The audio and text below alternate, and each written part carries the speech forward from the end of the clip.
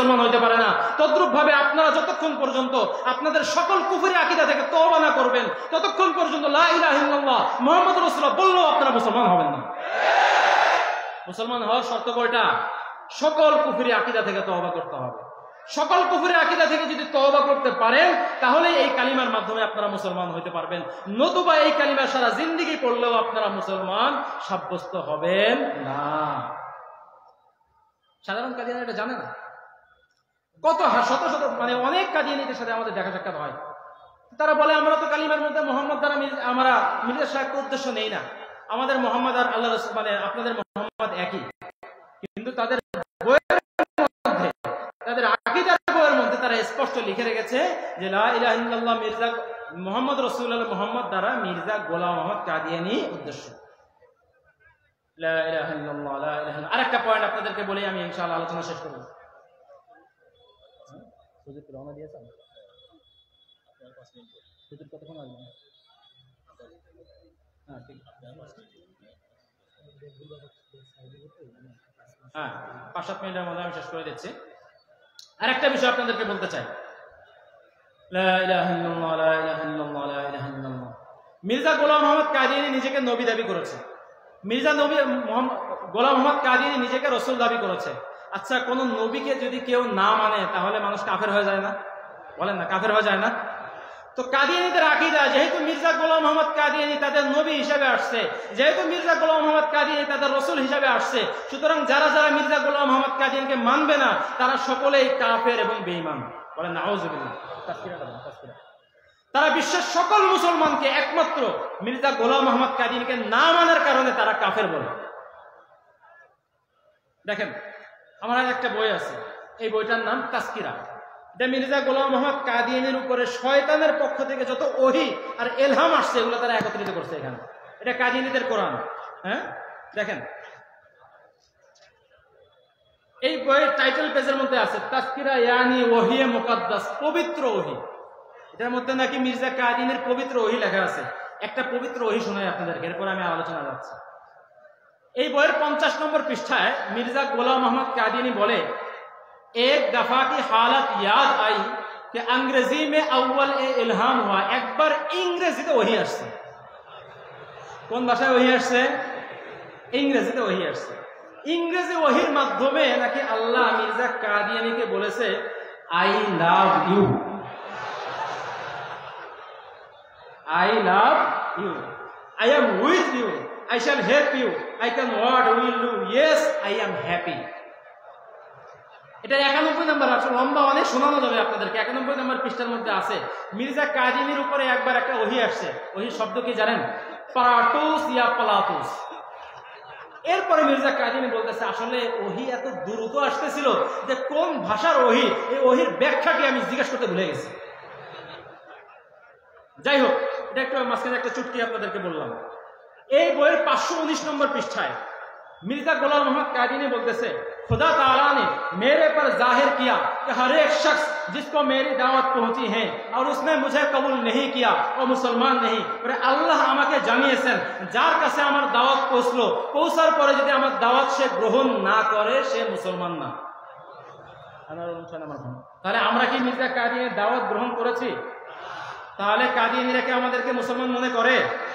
এজন্যই তো তারা দেখেন না আলাদা নামাজ পড়ে। আমাদেরকে যদি মুসলমান মনে করতোই তাহলে তারা আমাদের পিছনে নামাজ পড়তো, আলাদা উপাসনালয় তারা কখনোই করতো না। হ্যাঁ, আরেকটা বিষয় বলে আমি আলোচনা, আরেকটা উদ্ধৃতি হাওলাটা দেখে আলোচনা শেষ করে দিচ্ছি। মির্জা গোলাম আহমদ কাদিয়ানীর আপন ছেলে বশিরউদ্দিন মাহমুদ, তার লেখা বই তাদের দ্বিতীয় খলিফা, সে 110 নম্বর পৃষ্ঠায় তার এই বই 6 নম্বর খণ্ড আনোয়ারুল উলুম, এটার 110 নম্বর পৃষ্ঠায় বলতেছে कुल मुसलमान जो हजरत मसीह मऊद की बैत में शामिल नहीं हुए, हाँ उन्होंने मसीह मऊद के नाम भी नहीं सुना, वो भी काफिर और दायरे इस्लाम से खारिज है। মির্জা কাদিয়ানী তো ওখানে বলেছিল যার কাছে আমার দাওয়াত পৌঁছলো, পৌঁছার পরে কবুল না করলে সে মুসলমান না।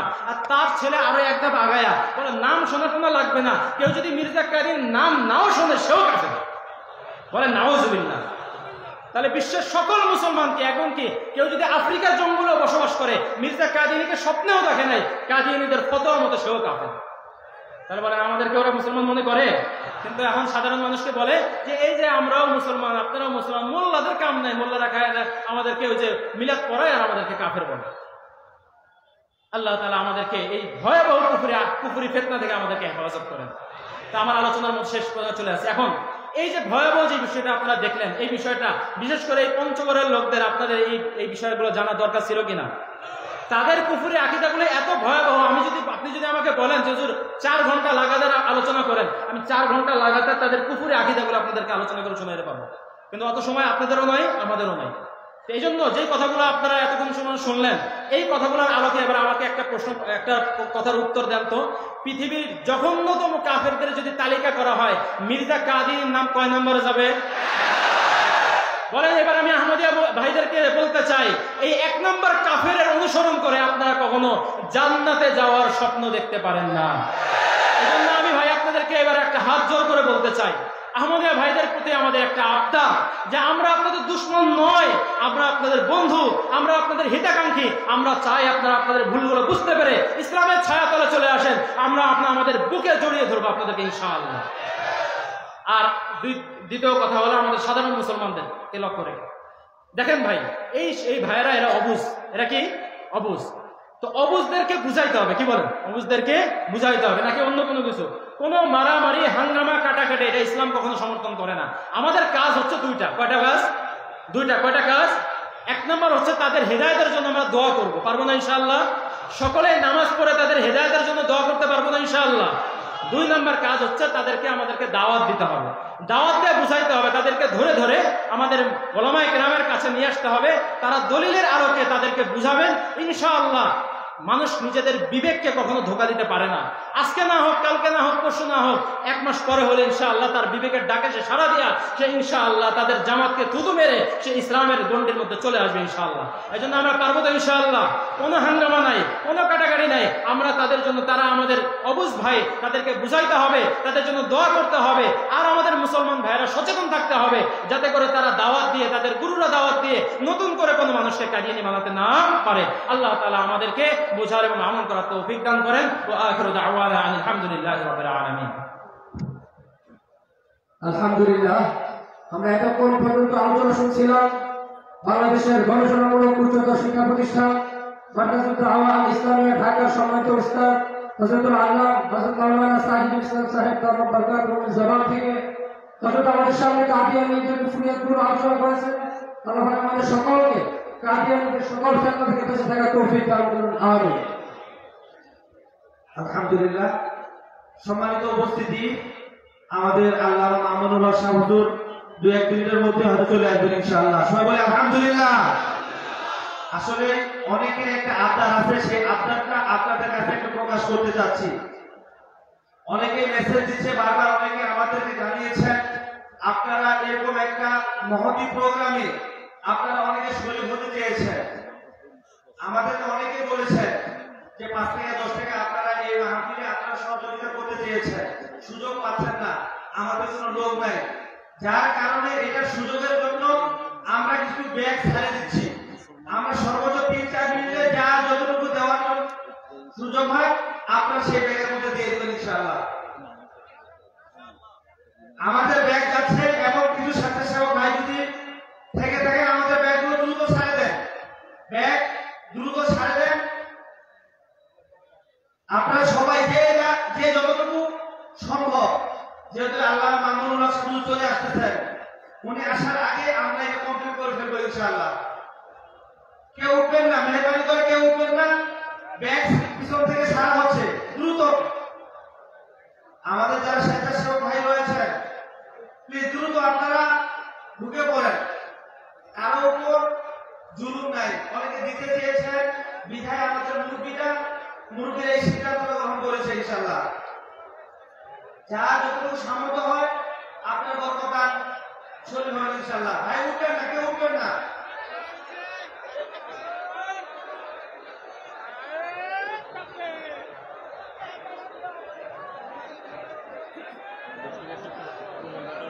আমাদের যারা স্বেচ্ছাসেবক ভাইরা রয়েছে প্লিজ আপনারা দ্রুত, আমাদের মাঝেও যারা রয়েছেন আপনারা স্বেচ্ছাসেবকের ভূমিকা পালন করতে পারেন ভাই, যারা সামনে রয়েছেন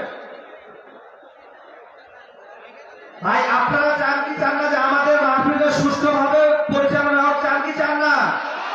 সবাই চাই ভাই। আমরা যেভাবে দাঁড়িয়ে গেছি আমাদের স্বেচ্ছাসেবকরা ঢুকতে হলে কষ্ট হবে, এই জন্য বিনয়ের সাথে বলতেছি আপনারা একটু বসে পড়লে আমাদের জন্য অনেক ভালো হবে।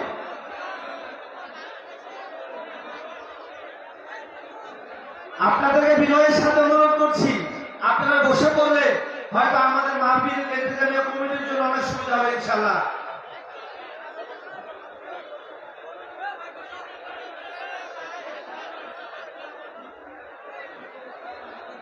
আল্লামা মামুনুল্লাহ শামসুল দাওয়াত বারাকাতুহু আলিয়া উনি রওনা কখনই করেছেন, অল্প সময়ের মধ্যে চলে আসতেছে। স্বেচ্ছাসেবক ভাই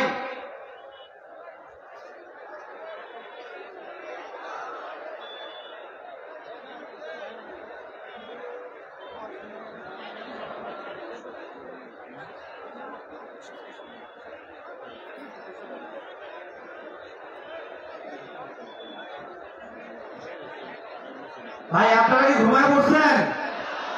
নারায়ে তাকবীর, নারায়ে তাকবীর। একটু মেহরবানি করে সবাই একটু বসে যাই ভাই, মেহরবানি করে সবাই একটু বসে যাই।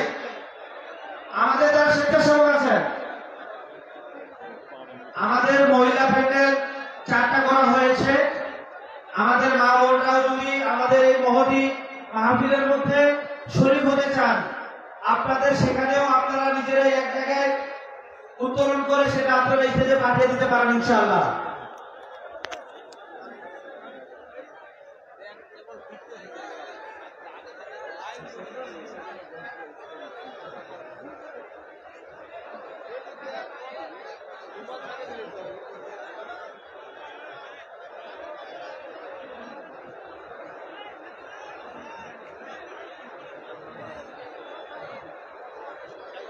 আমরা যারা সামনে আছি আমরা একটা স্বেচ্ছাসেবকের ভূমিকা পালন করি। রুমাল দিয়ে একটু শুরু করেন ভাই, রুমাল দিয়ে আপনাদের শুরু করেন, আপনাদের যা আছে শুরু করেন।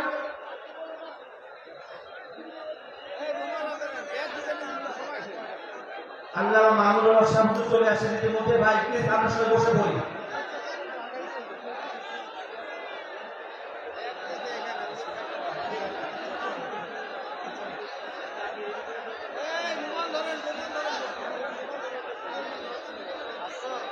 আমরা রুমাল, যার রুমাল আছে আমরা রুমাল আমরা ধরে ফেলি। আমাদের মেহমান চলে আসছেন, আল্লাহ মামুনুল্লাহ শামসুল চলে আসছেন। ভাই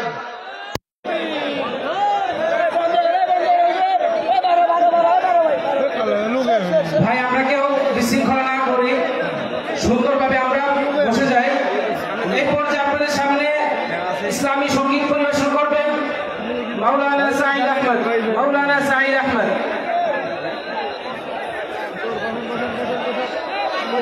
খতমে নবুয়ত জিন্দাবাদ, খতমে নবুয়ত জিন্দাবাদ, খতমে নবুয়ত জিন্দাবাদ, খতমে নবুয়ত জিন্দাবাদ, খতমে নবুয়ত জিন্দাবাদ, খতমে নবুয়ত জিন্দাবাদ। গুলামানে মোহাম্মদ को सदा बेदार रहना है, अभी खत्मे नबूवत पर बहुत होशियार रहना है। गुलामाने मोहम्मद को सदा बेदार रहना है, अभी खत्मे नबूवत पर बहुत होशियार रहना है। फकत खत्मे नबूवत से मुसलमाने सलामत है, वगरना ए मुसलमानों कयामत ही कयामत है, वगरना ए मुसलमानों कयामत ही कयामत है। हमें इश्क़े रिसालत में सदा सरशार रहना है, अभी खत्मे नबूवत पर बहुत होशियार रहना है। गुलामाने मोहम्मद को सदा बेदार रहना है, अभी खत्मे नबूवत पर बहुत होशियार रहना है। फिर खत्मे नबूवत से तो मिट जाएंगे दुनिया से अकीदा ना रहा कायम, तो मिट जाएंगे दुनिया से अकीदा ना रहा कायम, तो मिट जाएंगे दुनिया से मुहम्मदुर रसूलुल्लाह की तकरार रहना है, अभी खत्मे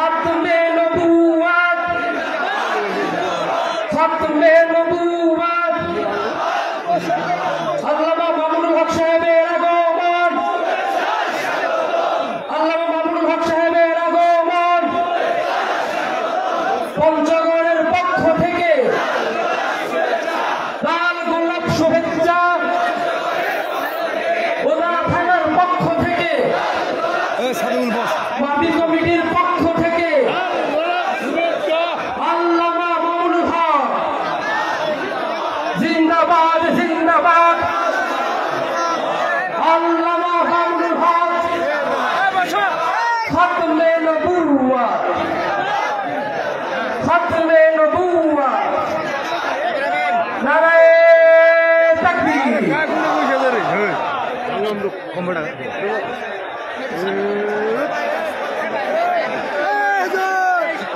স্বেচ্ছাসেবকরা যে ব্যাগগুলো নিয়ে কালেকশন করেছেন মেহরবানি করে আমরা ব্যাগগুলো স্টেজে পাঠিয়ে দিই। ব্যাগগুলো আমরা সুন্দরভাবে স্টেজে পাঠিয়ে দিই।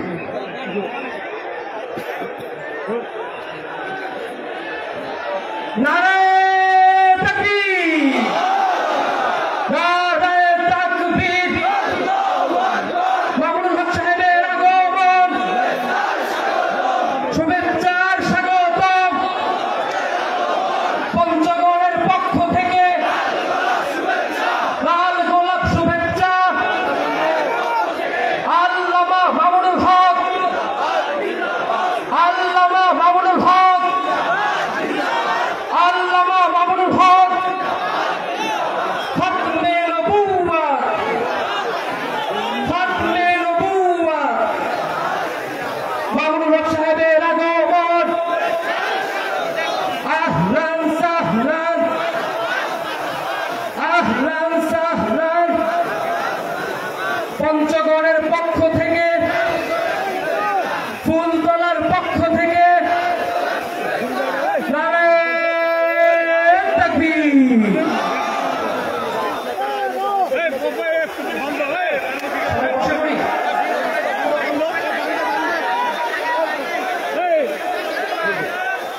সংগ্রামী তাওহীদি জনতা, এ পর্যায়ে আমাদের সামনে আলোচনা পেশ করবেন আজকের মাহফিলের প্রধান অতিথি, সময়ের সাহসী কণ্ঠস্বর, বাংলার লাখো কোটি জনতার হৃদয়ের স্পন্দন, বাতিলের আতঙ্ক, ভাস্কর্য বিরোধী আন্দোলনের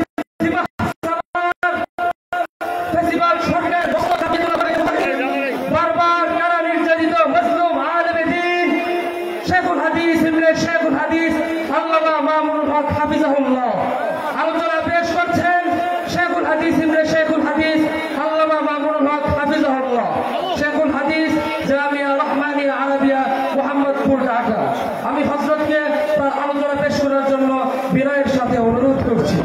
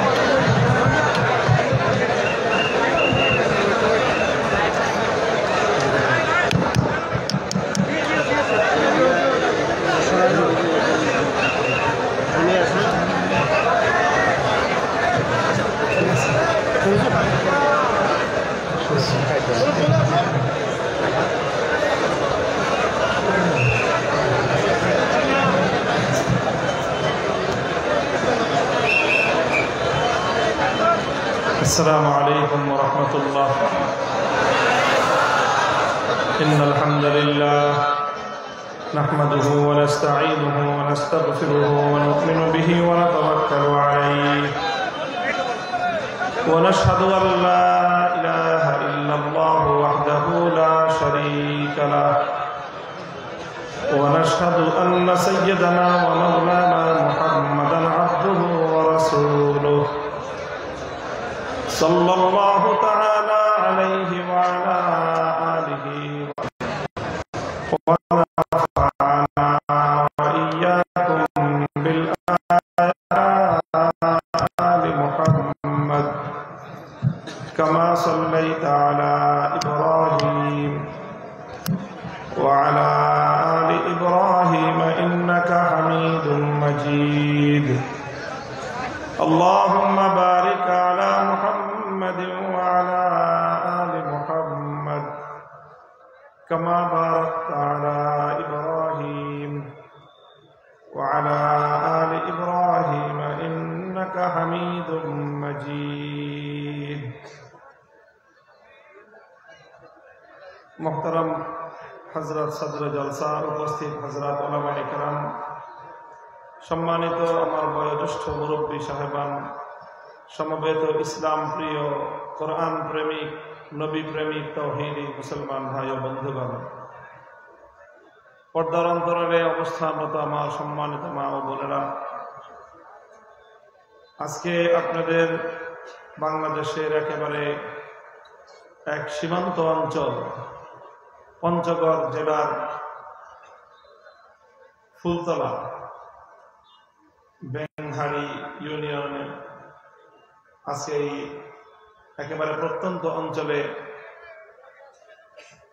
এই মাহফিল অনুষ্ঠিত হচ্ছে, যেখানে আপনারা বিপুল পরিমাণ ধর্মপ্রাণ মুসলমান আল্লাহর দ্বীনের মহব্বতে উলামায়ে কেরামের ভালোবাসায় এখানে জমায়েত হয়েছেন এবং দীর্ঘ সময় ধরে দেশের বরেণ্য আলেমদের কাছ থেকে গুরুত্বপূর্ণ আলোচনা আপনারা শুনেছেন। আল্লাহ পাক রব্বুল আলামিন আজকের এই মাহফিলকে কবুল করেন এবং এই পর্যন্ত যে আলোচনাগুলো হয়েছে সেই আলোচনাগুলো আমাদেরকে হৃদয়ঙ্গম করার, বুঝবার এবং এর সহি কথাগুলোর উপর আমল করার তৌফিক দান করেন। এখন আসলে মাহফিলের পড়ন্ত বেলা, আপনারা অপেক্ষায় আছেন, মাহফিলের শেষ মোনাজাত হয়ে যাবে, আপনারা যার যার বাড়িতে ফিরবেন ইনশাআল্লাহ। তো আসলে এরকম প্রত্যন্ত অঞ্চলের একটা গ্রামাঞ্চলে এই বিপুল পরিমাণ উপস্থিতি, এটা আমি মনে করি এলাকার মানুষের জন্য একটা স্মরণীয় ঘটনা, আপনাদের জন্য একটা গৌরবের বিষয়। এবং আপনাদের এখান থেকে এই বার্তাটা সারা বাংলাদেশে পৌঁছে যাচ্ছে যে বাংলাদেশে একটা নতুন জাগরণ শুরু হয়েছে। সেই জাগরণটা হলো মানুষ ইসলামের প্রতি, ধর্মের প্রতি, কোরআনের প্রতি মানুষের একটা বাঁধ ভাঙ্গা জোয়ার ছুটেছে। আমরা যারা আল্লাহ পাক রব্বুল আলামিন আমাদেরকে আলেম হিসেবে পরিচয় দান করেছেন, আল্লাহ পাক আমাদের যাদেরকে কোরআন হাদিস নিয়ে পড়াশোনা করার তৌফিক দান করেছেন, যাদেরকে আল্লাহ পাক রব্বুল আলামিন আপনাদের দৃষ্টিতে সম্মানিত বানিয়েছেন, আমরা যদি আলেম সমাজ এই জাতিকে সঠিকভাবে পথ নির্দেশনা দিতে পারি, তাহলে আজকের এই মাহফিলটাই আমাদেরকে এই বার্তা দেয় যে এই বাংলাদেশটা আসলে ইসলামের বাংলাদেশ। আলহামদুলিল্লাহ। তবে এই প্রেরণাটা ধরে রাখতে হবে, সকল ক্ষেত্রে ধরে রাখতে হবে। প্রস্তুত আছেন তো ইনশাআল্লাহ?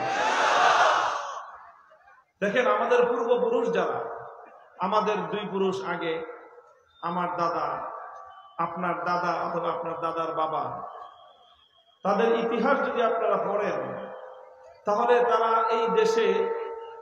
এই দেশে থাকার জন্য, যেন তেন ভাবে থাকার জন্য না, ইসলামকে নিয়ে থাকার জন্য আমাদের পূর্বপুরুষদের অনেক ত্যাগ, অনেক কোরবানি, অনেক সংগ্রামের বাঁকে বাঁকে আমাদের পূর্বপুরুষ, আপনার পূর্বপুরুষ, আমাদের পূর্বপুরুষরা অক্লান্ত শ্রম সাধনা ব্যয় করেছেন, জীবন দিয়েছেন, রক্ত দিয়েছেন আল্লাহর রাহে ইসলামকে নিয়ে বাঁচার জন্য। তারা অনেক কোরবানি স্বীকার করেছেন। যার বিনিময়ে আজ আমরা এই প্রত্যন্ত অঞ্চলে বসে এই সুফল আমরা ভোগ করতেছি। আল্লাহ পাক রব্বুল আলামিন আমাদের সেই সকল পূর্বপুরুষদের কবরগুলোকে জান্নাতের বাগানে আমিও এই আলোচনাটা করি। কেন করি? আমি আপনাদের একটা গল্প বলি, ছোট্ট একটা গল্প আমার জীবনের। আমি একবার নিয়ত করলাম যে আপনারা যেরকম বিপুল পরিমাণ ধর্মপ্রাণ মুসলমান আমার আলোচনা শুনে উদ্বুদ্ধ হন, কিছু মানুষ কিন্তু আবার ক্ষিপ্ত হয়। কিছু কথা বলি, মানুষকে নসিহতের কথা। আমাদের অন্যান্য আলেম ওলামারা সাধারণত মানুষকে নসিহতের কথা বলেন, মানুষের দিল যেন নরম হয় সেই কথা বলেন, মানুষ যেন আখিরাতমুখী হয় সেই কথা বলেন, মানুষ যেন বেশি বেশি আমলমুখী হয় সেই জাতীয় কথা বলেন। তো আমিও যেহেতু কোরআন হাদিসই পড়েছি, অন্যান্য হুজুররা যে হাদিস কোরআন পড়েছে আমিও তো সেটাই পড়েছি, এবং আলহামদুলিল্লাহ সেই ব্যাপারে কিছু। আমি একটা মাদ্রাসার স্বপ্নে দেখতেছি, একটা মাদ্রাসার মাহফিল করতেছি। তো সেই মাদ্রাসার মুহতামিম সাহেব এসে খুব মন খারাপ করে বলতেছে যে হুজুর, এই যে হাজার হাজার মানুষগুলি আসছিল, যে আপনি কিছুক্ষণ বয়ান করবেন, আর কিছু হোক না হোক এই মানুষগুলো কিছুক্ষণ আল্লাহু আকবারের স্লোগান তুলবে, তাকবীরের ধ্বনি তুলবে, কিছু সময় আকাশ বাতাস আল্লাহু আকবার, আল্লাহর বড়ত্বের জয়গানে ধ্বনিত প্রতিধ্বনিত হবে। এইরকম একটা আগ্রহ নিয়ে আসছিল। কিন্তু আজকে আপনি যে কি যে ওয়াজ করলেন, এই মানুষগুলো একবার আল্লাহু আকবার স্লোগান দেওয়ার, তাকবীর দেওয়ার সুযোগ পেল না। স্বপ্নের মধ্যে আমার মনটা খুব খারাপ হলো যে এতগুলি মানুষ একটা নেক নিয়তে আসছে, যে কিছু তাকবীর আল্লাহু আকবার বলবো, নারায়ে তাকবীর বলবো, এই মানুষগুলোকে আমি হতাশ করলাম। আমি তখন ওই মাদ্রাসার প্রিন্সিপাল সাহেবকে আমার বয়ান বন্ধ করে বললাম, ভাই আরেকটু আগে বলতেন, এখন তো মাত্র আছে আর 5 মিনিট আমার সময়, আর একটু আগে যদি বলতেন তা আমি আমার বয়ানের ধাঁচ ঘুরাই দিতাম, দেখতেন মানুষ আল্লাহু আকবার নারায়ে তাকবীরের স্লোগান তুলত। এই হলো স্বপ্ন। আমি সেদিন বুঝলাম যে হয়তো আল্লাহ পাক রব্বুল আলামিনের পক্ষ থেকে এটা আমার জন্য একটা ইশারা, যে এক একজন তো এক একটা কাজ করবে, সবাই এক কাজ করবে না। কথা বলেন ঠিক কিনা? একটা ফসলের মাঠ থেকে যদি ফসল তুলতে হয় তাহলে অনেক রকমের কাজের প্রয়োজন হয়। সবাই মিলে এক কাজ করলে সেই মাঠ থেকে কিন্তু ফসল ঘরে তোলা যাবে না। কিছু মানুষ আছে বা এক ধরনের মেহনত আছে যে এই ফসলের মাঠে একটা মাইক্রোফোন মিস করছে, একটু ভাই ওনারা চেষ্টা করতেছেন, সুযোগ দেন একটু আপনারা আমাদের।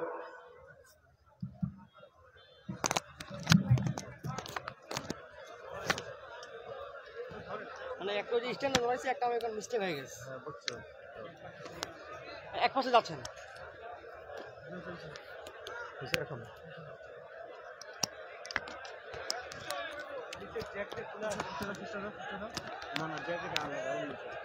দাদা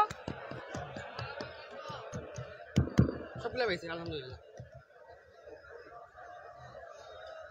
যাই হোক,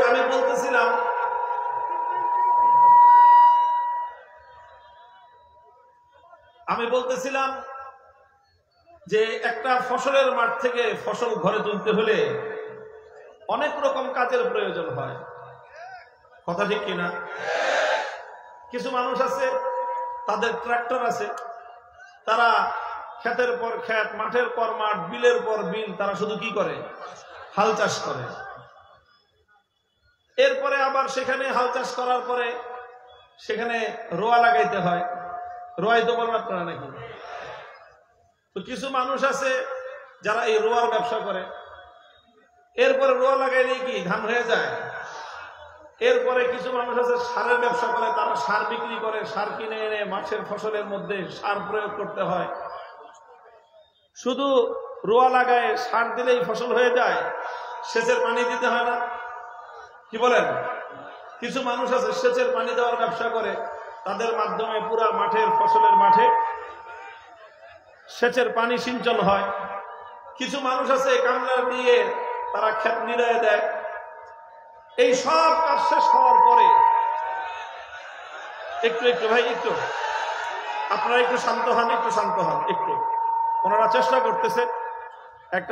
একটা সিস্টেম ফেল করছে, অনেক বড় আয়োজন, ইনশাল্লাহ ওনারা মেহনত করে ঠিক করে ফেলবে। আর ভাই বিরক্ত হওয়ার কথা আমার, আপনারা বিরক্ত হন কেন? আপনারা একটু ধৈর্য ধরেন, ইনশাআল্লাহ ঠিক হয়ে যাবে। তো এইভাবে প্রত্যেকে যার যার মেহনত যখন করে, যার ট্রাক্টর সে যদি হাল চাষ করে, যে রোয়ার ব্যবসায়ী সে যদি রোয়া সাপ্লাই দেয়, যে সারের ব্যবসায়ী সে যদি সার সাপ্লাই দেয়, যে সেচের কাজ করে সে যদি সেচ দিয়ে পানি সিঞ্চন দেয়, কামলারা এসে যদি ক্ষেত নিড়ায়, আর সর্বশেষ যখন ফসলটা পরিপক্ক হয়ে যায় তো ফসল কাটার জন্য আরেক শ্রেণীর কামলা আছে, তারা এসে যদি ফসলটা কেটে দেয়, তখন এই শূন্য মাঠ থেকে সোনালী ফসল দিয়ে আপনার গোলা ভরবে। দেখেন আমাদের ইসলামটা ঠিক এরকম।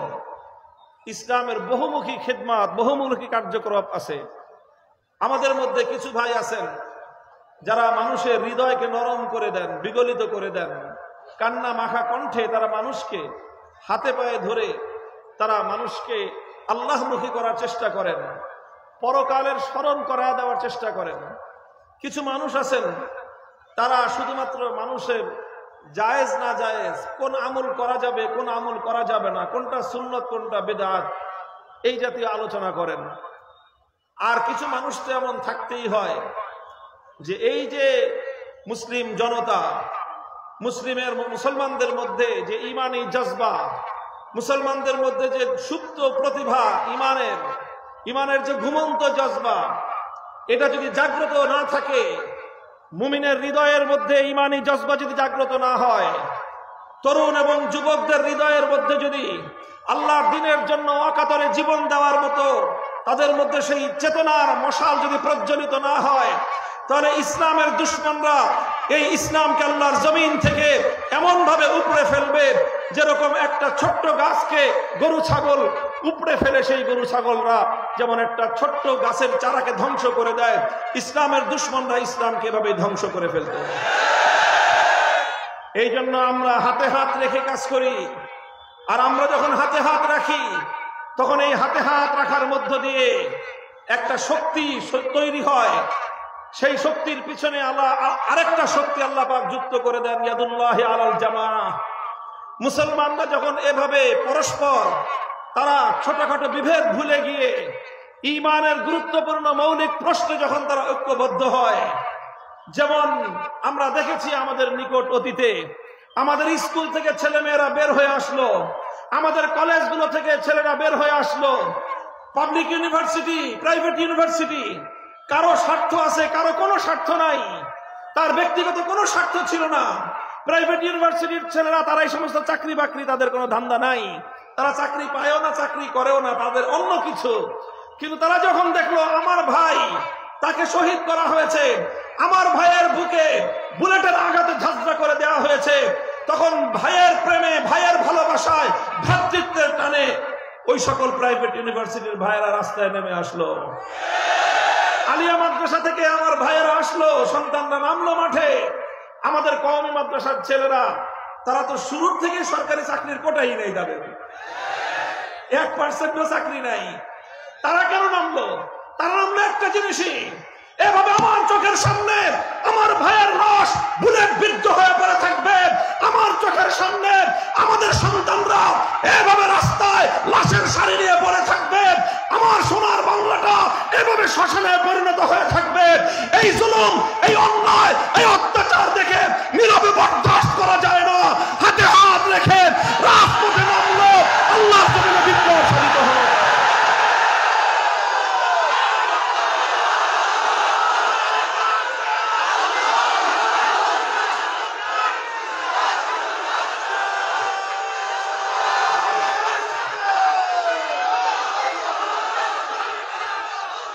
মুহতারাম হাজিরিন, এই জন্য আমি আপনাদেরকে যেই বার্তাটা দিতে চাই, আমি যে আলোচনাটা শুরু করেছি, আমি জানি আপনারা আমার কাছ থেকে এই ধরনের আলোচনা শোনার জন্য অপেক্ষা করে আছেন।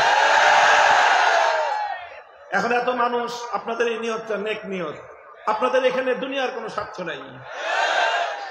আমি ওই কথা বলার মধ্যে আমারও দুনিয়ার কোনো স্বার্থ নাই, ঝুঁকি আছে। এই ধরনের কথা বললে এটার মূল্য পরিশোধ করতে হয়। এই 3 বছর যে জেল খাটলাম এই অপরাধ ছাড়া আর কোনো অপরাধ ছিল না।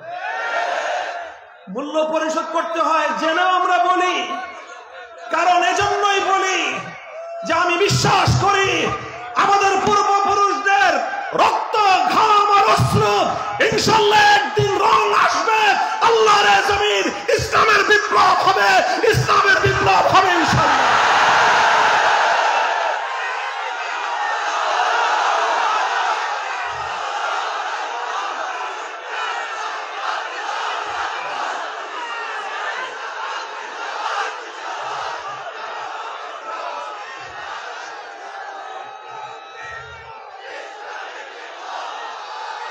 মুহতারাম হাজিরিন, আমি আলোচনার শুরুতেই ওয়াদা করেছি আপনাদের সাথে আলোচনা খুব বেশি দীর্ঘায়িত করব না।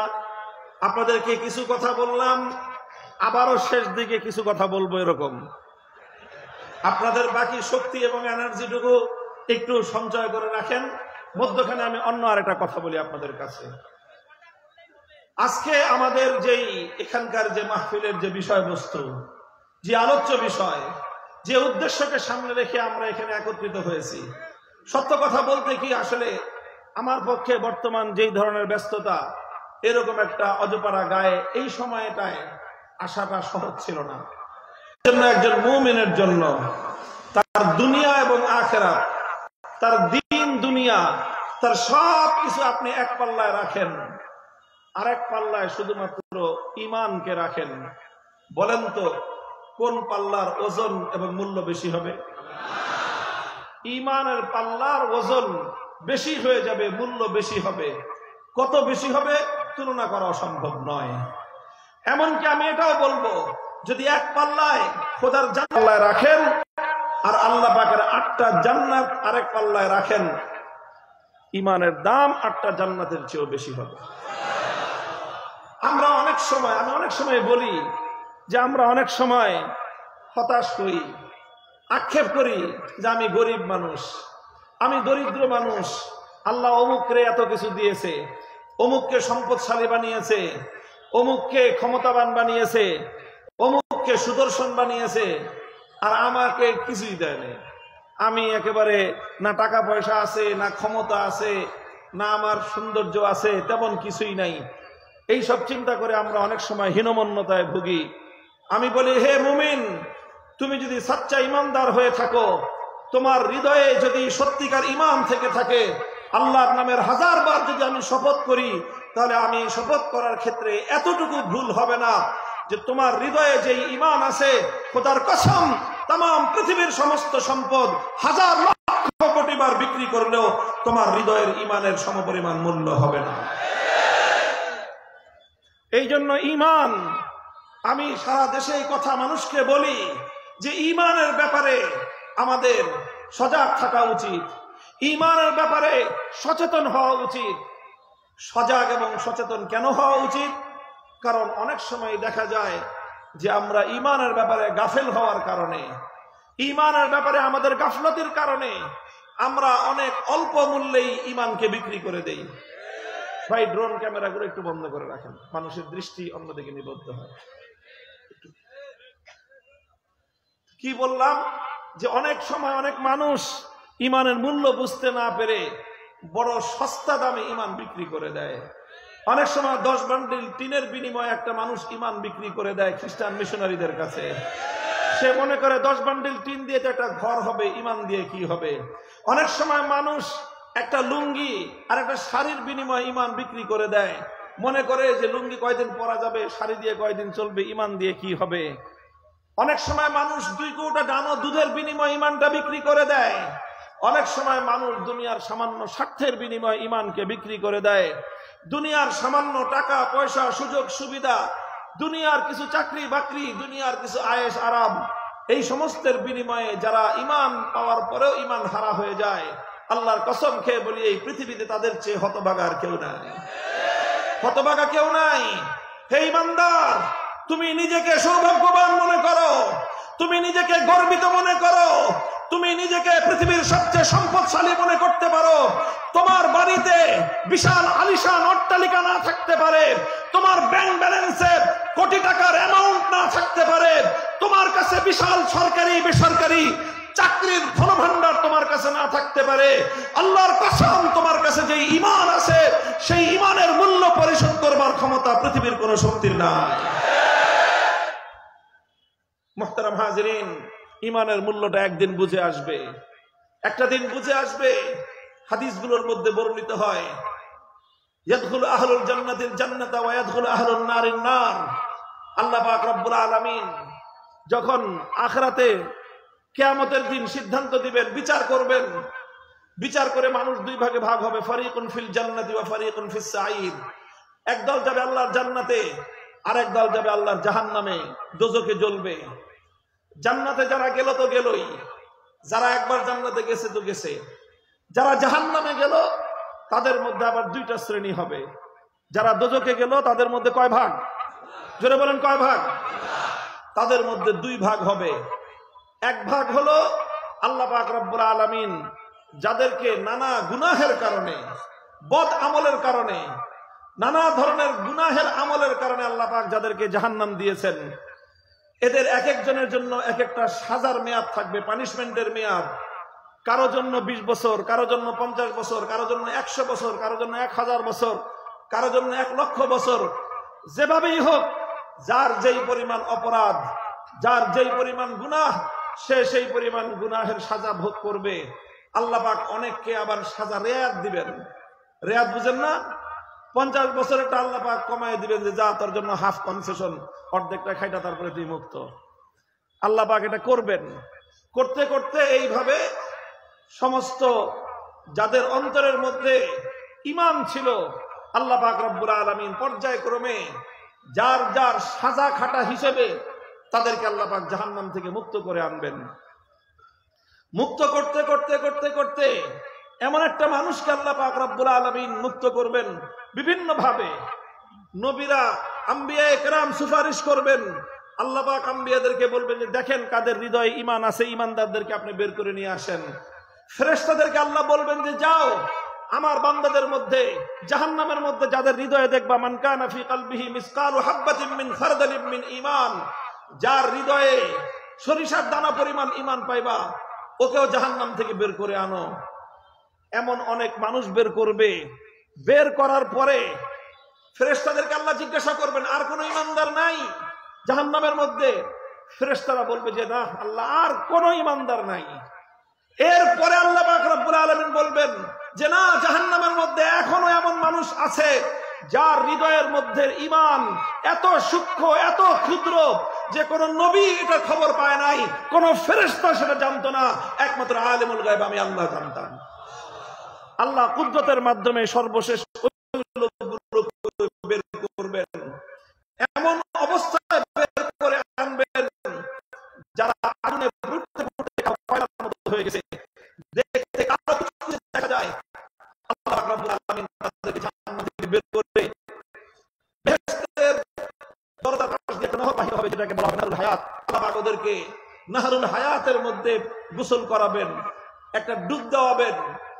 ফাইজা হুয়া কাআহসানি মা আনতা রাইন, ওই পানির মধ্যে একটা ডুব দেওয়ার সাথে সাথে পৃথিবীর সবচেয়ে সুদর্শনতম মানুষ এসে পরিণত হয়ে যাবে। এরপর আল্লাহ পাক তাকে জান্নাতে দিয়ে দিবেন। এমন একটা সময় আসবে যে দোজখের মধ্যে আর কোন ঈমানদার নাই, সর্বশেষ ঈমানদার ব্যক্তিকে আল্লাহ বের করে জান্নাত দিয়ে দিয়েছেন। আর সমস্ত ঈমানদাররা জান্নাতে চলে গেছে। জাহান্নামে থাকলো শুধু কারা? শুধু কারা? জোরে বলেন শুধু কারা? যারা বেঈমান, যারা কাফের, যারা মুশরিক, শুধু তারাই জাহান্নামে থেকে গেল। এমন একটা সময় ঈমানদাররা শুধু জান্নাতে, বেঈমানরা শুধু জাহান্নামে। বেঈমানদের হৃদয়ের মধ্যে ছোট্ট একটা আশার আলো ধিকি ধিকি জ্বলতে থাকবে, ছোট্ট একটা আশার আলো। দোজখের মধ্যে তো শান্তির কিছুই নাই, সব কষ্ট কষ্ট কষ্ট। কিন্তু এই সকল বেঈমানদের অন্তরের মধ্যে ছোট্ট ক্ষুদ্র একটা আশার আলো নিবু নিবু করে জ্বলতে থাকবে। কি আশা? যে আল্লাহ এত দয়ালু, একদিন না একদিন আল্লাহ আমাদের দিকে তাকাবেন, আল্লাহ আমাদেরকে হয়তো মুক্ত করে দিবেন। এই একটা আশা নিয়ে ওরা জাহান্নামের মধ্যে জ্বলতে থাকবে। আর ওদিকে যারা বেহেশতের অধিবাসী ইমানদার, তাদের তো ওয়ালাকুম ফিহা মা তাশতাহি আনফুসুকুম, যা চায় চাওয়ার আগেই তাই হাজির। সুখ আর শান্তির কোনো অভাব নাই, তাদের আর কোনো চাওয়া পাওয়ার কিছু নাই, সব চাওয়া পাওয়া শেষ। সমস্ত নবীর সঙ্গে দেখা শেষ, আখেরি পয়গম্বরের সঙ্গে এক মজলিসে বসে গল্প গুজব করাও শেষ। সবচেয়ে বড় নিয়ামত আল্লাহ পাক রব্বুল ইজ্জতের দিদার এলাহি, মওলায়ে পাককে দেখাও শেষ। আর সমস্ত নাজ নিয়ামত সব তারা ভোগ করতেছে, আর কোনো কিছুর অভাব তাদের নাই। শুধু একটা ভয় অন্তরের মধ্যে আছে, ছোট্ট একটু ভয়, যে এত সুখে রাখছে আল্লাহ, যদি আবার কোনোদিন বলে যে আমার জান্নাত খালি কর, তখন কি অবস্থাটা হবে আমাদের। এই একটা ভয় জান্নাতীদের অন্তরের মধ্যে থাকবে, কিন্তু ভয়ে কেউ কিছু বলবে না, যে খামাখা মনে করা দেওয়ার দরকার কি, আসি তো ভালোই আছে, কিন্তু মনে মনে ভয়টা সবারই থাকবে। মুহতারাম হাজিরিন, কল্পনা করে দেখেন, চর্মচক্ষুটা বন্ধ করে হৃদয়ের চক্ষুটা খুলে দেন, জাহান্নামের ওই ভয়াবহ দৃশ্যের কথা একবার কল্পনা করুন। আর আল্লাহ পাক রব্বুল আলামিনের জান্নাতের আরাম আয়েশের বিলাসিতার চিত্রটা একবার কল্পনা করুন। ওই মানুষগুলো শুধু সুখ আর সুখ, শান্তি আর শান্তি, অন্তরের মধ্যে সামান্য একটা ভয়। আর এই মানুষগুলো শুধুমাত্র অশান্তি আর আযাবের মধ্যে, কিন্তু অন্তরের মধ্যে ছোট্ট একটা আশার প্রদীপ ধিকি ধিকি জ্বলতেছে। এমন সময় আমার মালিক রব্বুল আলামিন দুইটা ডাক দিবেন চিৎকার করে। প্রথমে আল্লাহ বলবেন ইয়া আহলাল জান্নাহ, এরপরে বলবেন ওয়া আহলান নার, হে জান্নাতের অধিবাসীরা তাকাও আমার দিকে। আর একটা ডাক দিবেন, ও দোজখবাসীরা তোমরাও তাকাও আমার দিকে। হাদিসের ভাষ্য ফায়াশরাইবুন, জান্নাতের সমস্ত ঈমানদাররা আল্লাহর ডাকের দিকে মাথা তুলে তাকাবে, কলিজার মধ্যে ছ্যাদ করে উঠবে, ডাকে কেন মালিক, আমাদের তো আর কিছু চাওয়া পাওয়ার নাই, সব তো দেওয়া শেষ, আমার ডাকে কেন। না জানি আল্লাহ এখন বলবে যে আমার জান্নাত খালি করো। ভয়ে সব জান্নাতীরা আল্লাহর দিকে তাকাবে, যে আল্লাহ আল্লাহ আল্লাহ তুমি যাইতে বাইরে দেখো না। আর জাহান্নামের অধিবাসীরা, তাদের মনের মধ্যে আশার যে প্রদীপটা ধিকি ধিকি জ্বলতেছিল, সেটা হঠাৎ মশালের মতো জ্বলে উঠবে, যে এতদিন মালিকরে এত চিৎকার করে ডাকলাম, কোনোদিন আল্লাহ সাড়া দিলেন না, আর আজকে আল্লাহ নিজে ডাকতেছেন আজকে, তাহলে অবশ্যই মনে হয় আমাদের দিকে মালিক একটু দয়া করবেন। এই আশা নিয়ে তারা আল্লাহর দিকে তাকাবেন।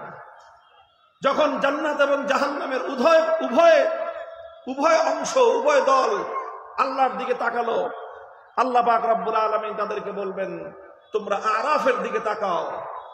আরাফ হলো জান্নাত এবং জাহান্নামের মধ্যবর্তী একটা পার্টিশন। আরাফের দিকে তাকাবে, জান্নাতীরাও দেখতে পাবে, জাহান্নামীরাও দেখতে পাবে। আল্লাহ বলবেন কিছু দেখা যায়, বলবে যে আল্লাহ দেখা। আল্লাহ পাক মৃত্যুকে হাজির করবেন। কাকে ভাই? মৃত্যুকে কেউ দেখছেন কোনোদিন? মৃত্যু দেখা যায় না, ধরা যায় না, ছোঁয়া যায় না, কিন্তু কেউ অস্বীকার করতে পারবে? বলেন।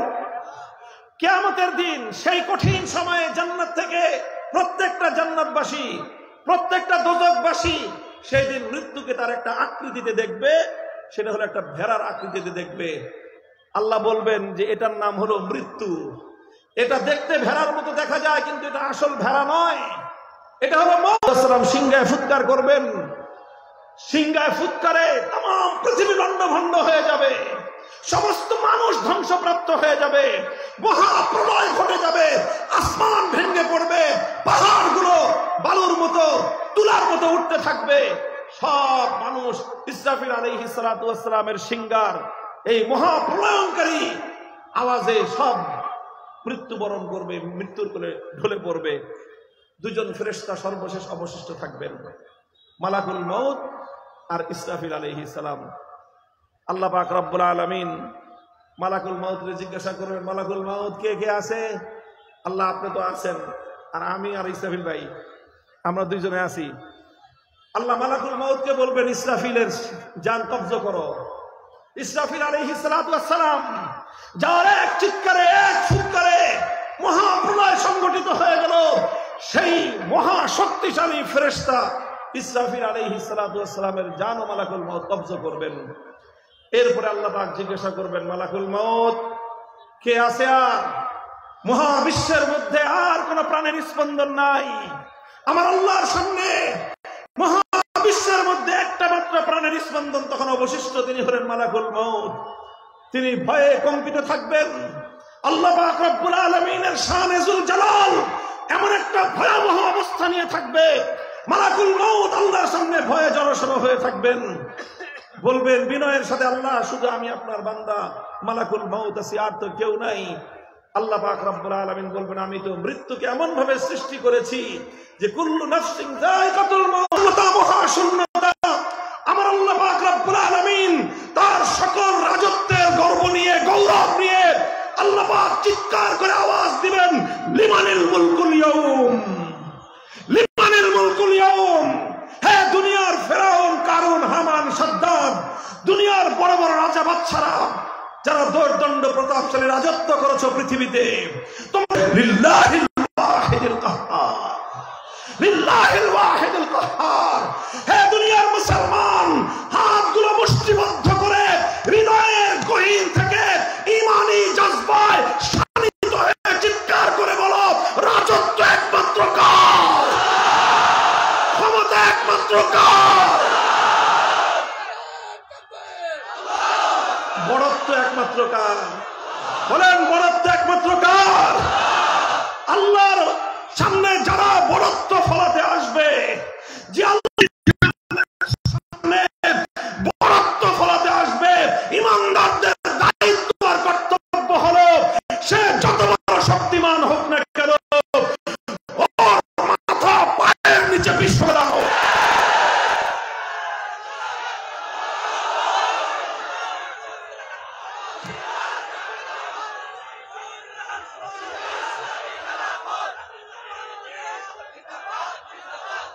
মুহতারাম হাজিরিন, আমি বলতেছিলাম অন্য আরেকটা কথা।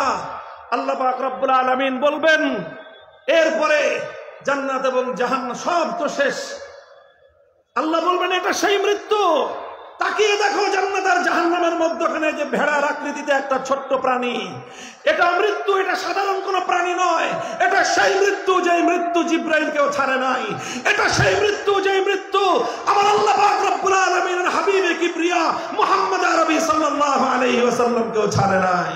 এটা সেই মৃত্যু যে মৃত্যু মালাকুল মউতকে পর্যন্ত ছাড়ে নাই। আল্লাহ বলবেন যে আজ আমি সেই মৃত্যুকে তোমাদের সামনে হাজির করলাম। এই কথা বলে আল্লাহ পাক কুদরতের মাধ্যমে সমস্ত জান্নাতি আর জাহান্নামীদের সামনে মৃত্যু নামক সেই ভেড়াটাকে আল্লাহ নিজে জবাই করে দিবেন। বলবেন, আমি মৃত্যুকে মেরে ফেললাম, আজ থেকে আর কোন মৃত্যু বলতে কিছু নাই, কারণ মৃত্যু মরে গেছে, মরণ নিজেই মরে গেছে। ইয়া আহলাল জান্নাতি খুলুদুন লা মাউত ওয়া ইয়া আহলান নারি খুলুদুন লা মাউত। আমার আল্লাহ বলবেন, হে জান্নাতের অধিবাসীরা, আমি আল্লাহ আলিমুম বিমা ফিস সুদূর, তোমাদের অন্তরের গহীনে ছোট্ট একটা ভয় তোমাদের মধ্যে কাজ করতেছে। আমি আল্লাহ আবার কোনোদিন তোমাদেরকে জান্নাত থেকে বের করে দেই কিনা এই ভয়ে এখনো তোমরা ভীত আছো। আজ শুনে নাও, আমি আল্লাহ তোমাদের জন্য সবচেয়ে আনন্দময় ঘোষণাটা দিচ্ছি।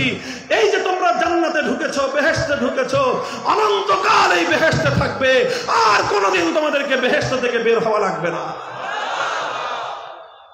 মুহতারাম হাজিরিন, এই ঘোষণাটার সাথে সাথে গোটা জান্নাতের মধ্যে, বেহেশতের মধ্যে আনন্দের উল্লাস শুরু হবে, আনন্দের হিল্লোল বয়ে যাবে। এক বেহেশতি আরেকজনকে গলা জড়াজড়ি ধরে করে চিৎকার করতে থাকবে, উল্লাস করতে থাকবে। নির্বাচনে জয়ের মতো না, এর চেয়ে লক্ষ কোটি গুণ বেশি আনন্দ হবে ইনশাআল্লাহ। বলেন, আনন্দ করবো ইনশাআল্লাহ। ইনশাআল্লাহ আল্লাহ আমাদের জন্য চিরস্থায়ী জান্নাতের ব্যবস্থা রেখেছেন। কাজেই দুনিয়ার এই সামান্য প্রাপ্তি অপ্রাপ্তি আমাদের কাছে বড় কিছু নয়। আমাদের জন্য সবচেয়ে বড় প্রাপ্তি হলো ওমান যুহজিহা আনিন নার ওয়া উদখিলাল জান্নাতা ফাকাদ ফাজ। যে ব্যক্তি জান্নাত পেয়ে গেল সেই প্রকৃত অর্থে সফল কাম। দ্বিতীয় ঘোষণা হবে ওয়া ইয়া আহলান নারি খুলুদুন লা মাউত। ও জাহান্নামের অধিবাসীরা, তোমরা এখনো আসার দিকে দিকে একটা প্রদীপ জ্বালিয়ে রেখেছো, মনে করেছো আমি আল্লাহ পাক রব্বুল আলামিন কোন একটা সময় তোমাদেরকে জাহান্নাম থেকে পরিত্রাণ দান করব। আজ আমি আল্লাহ জ্বলা শুরু হয়েছে, অনন্তকাল পর্যন্ত জ্বলতে থাকবা, কোনোদিন এটা সমাপ্ত হবে না। জাহান্নামীরা বেঈমানেরা চিৎকার শুরু করবে, গোটা জাহান্নাম জুড়ে আর্তনাদ উঠে যাবে। তারা মনে করতে থাকবে যে মালিক এটা তুমি কি ঘোষণা দিলে? আল্লাহ গো, তুমি যদি বলতে এই পৃথিবীর সমস্ত বালুচরগুলো আর সমস্ত মরুভূমিগুলোতে যত শোকের মাতম শুরু হবে, হায় হায় আফসোস রাব শুরু হবে। দুনিয়ার 1000টা নির্বাচনে ফেল করলেও এর কোটি ভাগের 1 ভাগ আফসোস হয় না। দুনিয়ার সমস্ত আপনজন হারিয়ে ফেললেও এর কোটি ভাগের 1 ভাগ আফসোস হয় না। সেই দিন জাহান্নামের জন্য, জাহান্নামের মধ্যে যাদেরকে অনন্তকাল জাহান্নামের জ্বালা, জাহান্নামের আযাবের ঘোষণা আল্লাহ পাক যাদেরকে দান করবেন, ওই সকল পোড়া কপালীদের জন্য যে আফসোস আর যে দুঃখ বেদনা হবে, পৃথিবীতে সেই আফসোস এবং দুঃখ বেদনার কোনো তুলনা হয় না। ভাই, এত বড় গল্প বলা আমার উদ্দেশ্য ছিল না। এই যে একটা আনন্দ জান্নাতের মধ্যে, বেহেশতের মধ্যে, একটু কল্পনা করেন। আমি শুরুতেই বলেছিলাম, চর্মচক্ষুটা বন্ধ করে হৃদয়ের অন্তর্দৃষ্টিটা একটু খুলে দিয়ে কল্পনা করেন তো সেই আনন্দটা কেমন। আপনি সেই আনন্দ মিছিলে, সেই আনন্দ, সেই বিপদের মধ্যে পড়ে আসি, কেমন হবে সেই দুর্বিষহ অবস্থাটা? তুলনা করা যায়? বলেন তো, বলেন তুলনা করা যায়? আসমান এবং জমিন বলা সঠিক বলা হবে। আকাশ থেকে জমিন পর্যন্ত এত ব্যবধান নয়, বরং তার চেয়েও আরো কোটি কোটি গুণ বেশি বড় ব্যবধান ওই আনন্দ আর এই দুঃখের। কথা বলেন ঠিক না বেঠিক? ভাই, এটা কিসের বিনিময়? এই লোকগুলো এত আনন্দিত কিসের বিনিময়? মদ্যপান করেছিল, এটা এজন্য নয় যে তারা ডাকাতি আর চুরি করেছিল। একটা জিনিসের ব্যবধান, শুধু একটা বিন্দুর ডিফারেন্স, একটা বিন্দু, সেই বিন্দুর নাম হলো ঈমান। আল্লাহর কসম, সেই বিন্দুর নাম হলো ঈমান। যেই বিন্দুটা একটা সরিষার দানার চেয়েও ক্ষুদ্র হতে পারে। দুনিয়ার কোন ফেরেশতা পর্যন্ত সেই ঈমান সম্পর্কে জানতো না, জানতেন একমাত্র কে? এতটুকু ঈমানের মূল্য সেদিন বুঝে আসবে। খোদার কসম, আল্লাহ পাকের এই জান্নাত আর বেহেশত শতবার বিক্রি করলেও তোমার ঈমানের দাম পরিশোধ করা সম্ভব হবে না। মুহতারাম হাজিরিন, আমি আপনাদের কাছে ঈমানের মূল্যটা বোঝাবার চেষ্টা করেছি। আল্লাহ আমাদের প্রত্যেক মুমিন ভাইকে, বোনকে ঈমানের দাম বুঝবার তৌফিক দান করেন। কাজেই খবরদার, দুনিয়ার কোন স্বার্থে পড়ে বাকি যা কিছু করেন, ঈমান বিক্রি করা যাবে না। টাকার বিনিময়ে ঈমান বিক্রি করা যাবে না। হাসপাতালে চিকিৎসা ফ্যাসিলিটির বিনিময়ে ঈমান বিক্রি করা যাবে না। তামাম পৃথিবীকে লাথি মারো, ঈমানকে বক্ষে ধারণ করে আল্লাহর দরবারে ছুটে চলো। রাজি আছেন ইনশাআল্লাহ? আল্লাহ পাক আমাদের সকলকে ঈমানের কদর বুঝবার তৌফিক দান করেন। দেখেন, খাজা আবু তালেব নাম তো চিনেন। আবু তালেব হলেন আমার নবীর চাচা, আপন চাচা। নবীজির বাপ চাচারা অনেক ভাই ছিলেন, কিন্তু আপন ভাই ছিলেন 2 জন, বাপও এক মাও এক। একজন হলেন আব্দুল্লাহ, আল্লাহ নবীজির বাবা, আরেকজন। এই 2 জন আপন ভাই। আমার নবী নবুয়তের দীর্ঘ সময় পর্যন্ত, আল্লাহ নবীর একেবারে শৈশবকাল থেকে 40 বছর পর্যন্ত, নবুয়ত প্রাপ্তি পর্যন্ত, নবুয়ত থেকে নিয়ে শুরু করে মক্কার নির্যাতিত মাজলুমিয়াতের আমার নবী তার চাচা আবু তালেবের মতো পৃথিবীতে অন্য কাউকে এতটা বেশি ভালোবেসেছেন, এবং অন্য কারো মৃত্যুতে, হযরত খাদিজা ছাড়া অন্য কারো মৃত্যুতে আমার নবী এতটা ভেঙে পড়েন নাই। নিজের চাচা আবু তালেবের মৃত্যুতে আল্লাহর নবী যতটা ব্যথা পেয়েছেন, নবীজি তাকে এত বেশি ভালোবাসতেন, এত বেশি মহব্বত করতেন। তিনি যখন মৃত্যু শয্যায় শায়িত, বোঝা যাচ্ছে আর কিছুক্ষণ পরেই তিনি মৃত্যুর কোলে ঢলে পড়বেন। আমার নবী গেলেন, চাচাকে বললেন, ইয়া আম্মি কুল লা ইলাহা ইল্লাল্লাহ কালিমাতান উহাজ্জু লাকা বিহা ইনদাল্লাহ। হে চাচা, জান্নাতে নিয়ে যাব, একটি বারের জন্য শুধুমাত্র কালেমা পড়ে যাও। খাজা আবু তালেব একবার চিন্তা করেন যে কালেমা পড়বেন, সামনে তাকায় দেখেন আবু জাহাল বসা, সামনে তাকায় দেখেন উমাইয়া বসা। তারা বলতেছে, হে আবু তালেব, মৃত্যুর সময়ে, মৃত্যুর ভয়ে বাপদাদা 14 পুরুষের ধর্ম ছেড়ে দিবা। মৃত্যুর সময়ে মৃত্যুর ভয়ে বাপদাদার 14 পুরুষের ধর্ম যদি তুমি ছেড়ে দাও, দুনিয়ার মানুষ তোমাকে ভীরু বলবে, বলবে আবু তালেব মৃত্যুর কুফরের উপর তিনি মৃত্যুবরণ করলেন, মারা গেলেন। হযরত আব্বাস রাদিয়াল্লাহু তাআলা আনহু নবীজিকে একদিন জিজ্ঞাসা করলেন, ইয়া রাসূলুল্লাহ, আপনি তো আপনার চাচা আবু তালেব মৃত্যুবরণ করার পরে আপনার উপর যেন এক সাগর শোক এসেছিল, আপনার উপর যেন শোকের আকাশ ভেঙে পড়েছিল। আপনি যেই বছর আবু তালেব মারা গেলেন সেই বছরটার নাম ইতিহাস বলে আমুল হুজুন, সেটা দুঃখের বছর। আপনি এত দুঃখ পেয়েছেন, এত কষ্ট পেয়েছেন, আর আবু তালেব 50 বছর পর্যন্ত আপনাকে আগলে রেখেছেন। সমস্ত জুলুমের মোকাবেলায় আবু তালেব নিজের সামনে থেকেছেন। 3 বছর মক্কার বেঈমানরা আপনাদেরকে অবরোধ করে রেখেছিলেন, আবু তালেব ঈমান গ্রহণ করেন নাই। 3 বছর আপনাকে ছেড়ে তিনি একা কোনো খাবারও খান নাই। এই আবু তালেবের জন্য আল্লাহর কাছে সুপারিশ করে কোনো উপকার তার করতে পারবেন? আল্লাহ রাসূল সাল্লাল্লাহু আলাইহি ওয়াসাল্লাম যেটা বলেছেন, বুখারী মুসলিম সহ সমস্ত সহিহ হাদিসের কিতাবগুলোর মধ্যে বর্ণিত হয়। আল্লাহর নবী বললেন যে দেখেন, আমার সবচেয়ে প্রিয়তম ব্যক্তিত্ব, আমার জীবনের সবচেয়ে দীর্ঘ সময়ের আমার অভিভাবক গার্জিয়ান, আমাকে দীর্ঘ সময় যিনি আশ্রয় প্রশ্রয় দিয়েছেন, সব ধরনের সাহায্য সহযোগিতা করেছেন, আমি তার জন্য আমার সমস্ত কৌশল সবকিছু আল্লাহর কাছে প্রয়োগ করেছি। আল্লাহর পক্ষ থেকে সর্বশেষ জানানো হয়েছে যে হে মুহাম্মদ সাল্লাল্লাহু আলাইহি ওয়াসাল্লাম, খবরদার, আমি আপনাকে নিষেধ করে দিলাম, এরপর থেকে আর কোনোদিন আপনি কোন বেঈমানের মুক্তির জন্য, নাজাতের জন্য আমার কাছে দোয়া করবেন না। আল্লাহর নবীর সুপারিশের কারণেও খাজা আবু তালেব জাহান্নাম থেকে মুক্তি পান নাই। শুধু এতটুকু হয়েছে, আল্লাহর নবীর সুপারিশের উসিলায় আল্লাহ পাক আবু তালেবকে ফি জাহজাহিম মিনান নার, জাহান্নামের এক প্রান্তে এনে উপস্থিত করেছেন। তাকে ওনার পায়ের টাকনু পর্যন্ত, কোন কোন বর্ণনার দ্বারা বোঝা যায় পায়ের টাকনু পর্যন্ত তিনি জাহান্নামের আগুনের মধ্যে থাকবেন। আল্লাহর নবী বলেন, যদি আমি আমার চাচার জন্য আল্লাহর কাছে এমন জোরালো সুপারিশ না করতাম, তাহলে আমার চাচা জাহান্নামের ঠিক গভীর তলদেশে তিনি থাকতেন।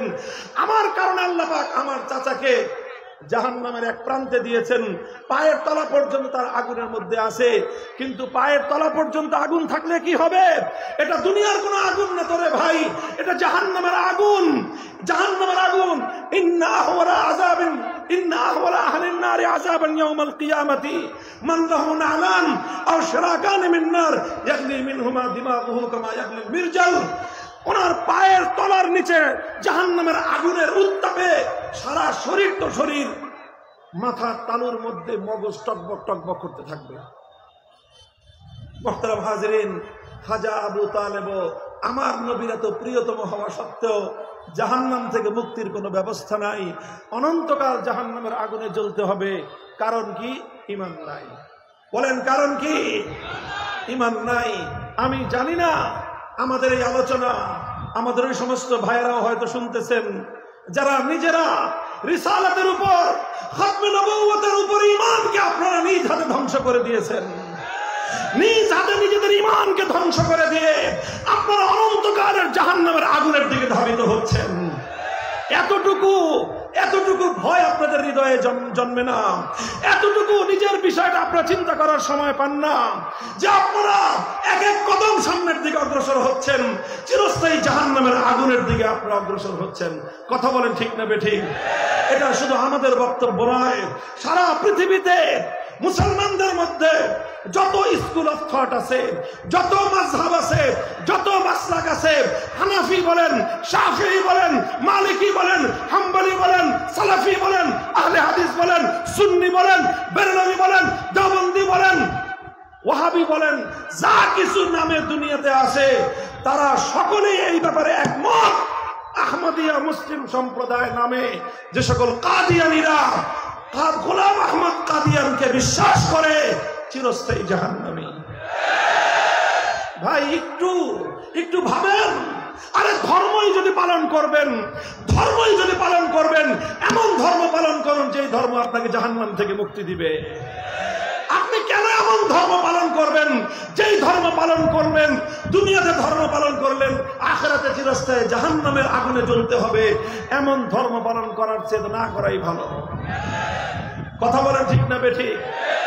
নিজেরা জাহান্নামের আগুনের দিকে ধাবিত হচ্ছেন, আপনাদের হাতে ধরি, পায়ে ধরি, এই বিপজ্জনক পথ থেকে ফিরে আসেন।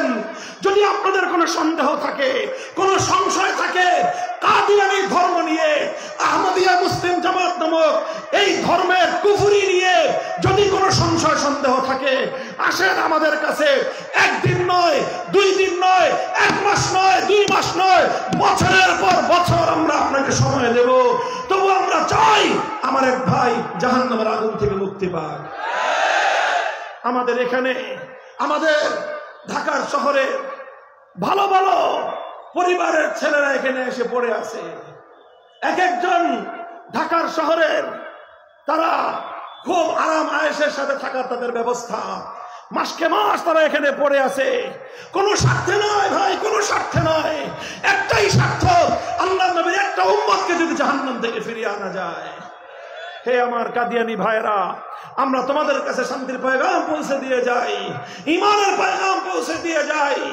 ইংরেজরা তাদের স্বার্থে, ইসলামকে ধ্বংস করার স্বার্থে তোমাদের এই অনুসরণীয় যে যাকে তোমরা অনুসরণ করো, গোলাম আহমদ কাদিয়ানীকে তারা তৈরি করেছিল ইংরেজরা মুসলমানদের মধ্যে বিভেদ তৈরি করবার ষড়যন্ত্র হিসেবে। আজও তোমরাই নিজেরাই দেখো, আমাদের বলার দরকার নাই, তোমরা আমাদের চেয়ে বেশি ভালো জানো যে তোমাদের গায়ে হাত লাগার আগেই, তোমাদের ব্যাপারে কেউ কোনো মন্তব্য করার আগেই, সারা দুনিয়াতে সবচেয়ে আগে পশ্চিমা ইহুদি খ্রিস্টানরা তোমাদের জন্য তাদের হৃদয়ের মধ্যে দরদ উতলে উঠে।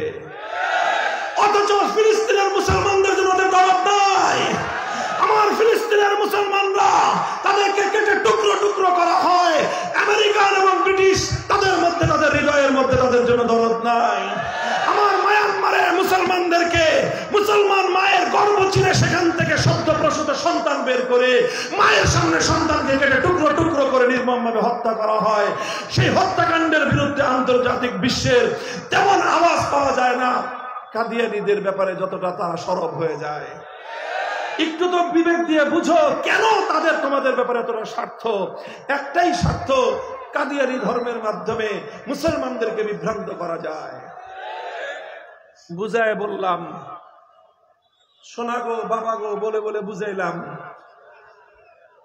এরপরেও যদি তোমাদের বুঝে না আসে, এরপরে যদি তোমরা আর কোন ইমানদার মুসলমানকে বিভ্রান্ত করার চেষ্টা করো, ধোঁকা দিয়ে কোন জান্নাতের পথযাত্রী ইমানদারকে জাহান্নামের পথযাত্রী করার চেষ্টা করো, আর এভাবে তামাম পৃথিবী যদি তোমাদেরকে প্রোটেকশন দিতে চায়, আমরা ইমানদাররা বুকের রক্ত দিয়ে সেই ষড়যন্ত্রকে মোকাবেলা করবো ইনশাআল্লাহ।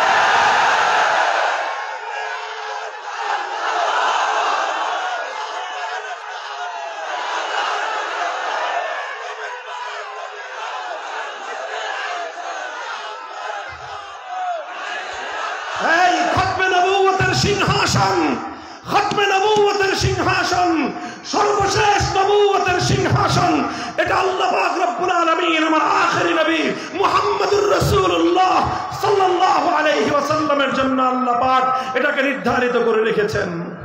কথা বলেন ঠিক না বেঠিক? আমার নবীকে আল্লাহ পাক খাতামুন নবিয়্যিন বলে ঘোষণা করেছেন।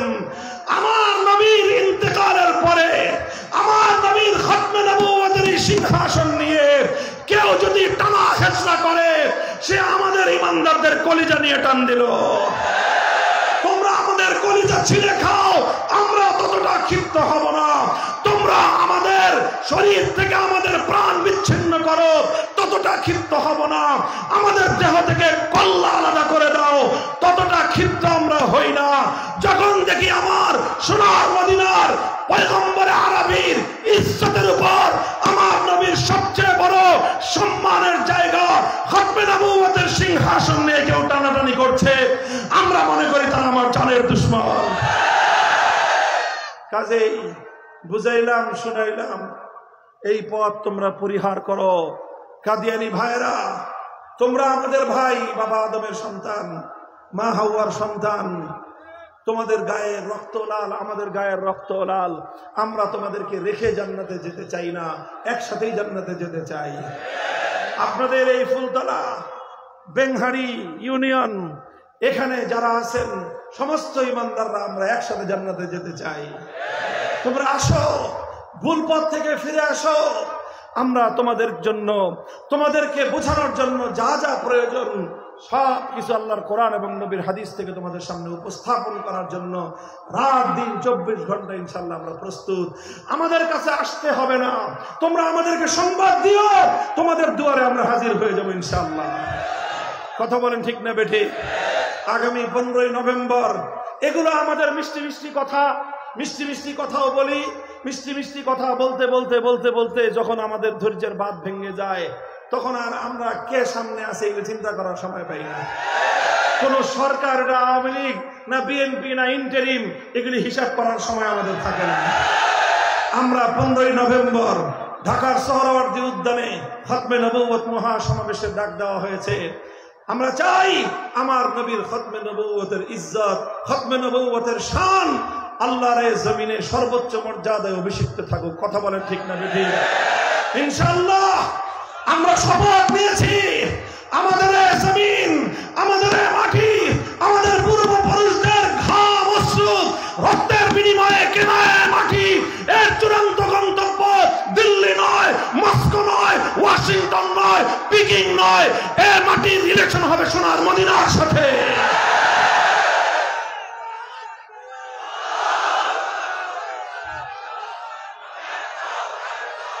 আমি একটা আখেরি কথা আপনাদেরকে বলে যাই, অনেক রঙের বাংলাদেশ তো দেখেছেন। কথা বলেন ঠিক না বেঠিক? রং বেরঙ্গের বাংলাদেশ দেখা হয়েছে, অনেক রঙের বাংলাদেশ দেখেছি আমরা। এবার আমরা জুলাই বিপ্লবের পর, জুলাই বিপ্লবের অন্যতম সৌন্দর্য ছিল আমাদের জুলাই যোদ্ধারা রাজপথে বুকের রক্ত দিয়েছে, রাজপথে টিয়ার গ্যাসের আক্রমণে তাদের চোখের পানি দিয়ে বুক ভেসে গিয়েছে। যেই রাজপথে রক্ত দিল, অশ্রু দিল, ঘাম ঝরালো, যখনই আজানের ওয়াক্ত হলো, এক যোদ্ধা আল্লাহু আকবারের আজানের ধ্বনিতে আকাশ বাতাস মুখরিত করলো। আরেক যোদ্ধা, কখনো সে মাদ্রাসার ছাত্র, কখনো সে বিশ্ববিদ্যালয়ের ছাত্র, কখনো সে কলেজের ছাত্র, ইমাম হয়ে গেল। সব ছাত্ররা রাজপথকে জায়নামাজ বানিয়ে তার পিছনে ইক্তেদা করলো। এই দৃশ্য আপনারা দেখেছেন, এই দৃশ্য আপনারা দেখেছেন। এই দৃশ্যের নামই হলো আগামীর বাংলাদেশ। আগামীর বাংলাদেশ ইসলামের বাংলাদেশ, আগামীর বাংলাদেশ খিলাফতের বাংলাদেশ, আগামীর বাংলাদেশ আল কোরআনের বাংলাদেশ। নাসরুম মিনাল্লাহি ওয়া ফাতহুন করিব ওয়া আখিরু দাওয়ানা আলহামদুলিল্লাহি রাব্বিল আলামিন। সুবহানাল্লাহি ওয়া বিহামদিহি, সুবহানাকাল্লাহুম্মা ওয়া বিহামদিক, আশহাদু আন লা ইলাহা ইল্লা আনতা আস্তাগফিরুকা ওয়া আতুবু ইলাইক। ইয়া হাইয়্যু ইয়া কাইয়্যুম বিরহমাতিকা নাস্তাগীথ। আল্লাহ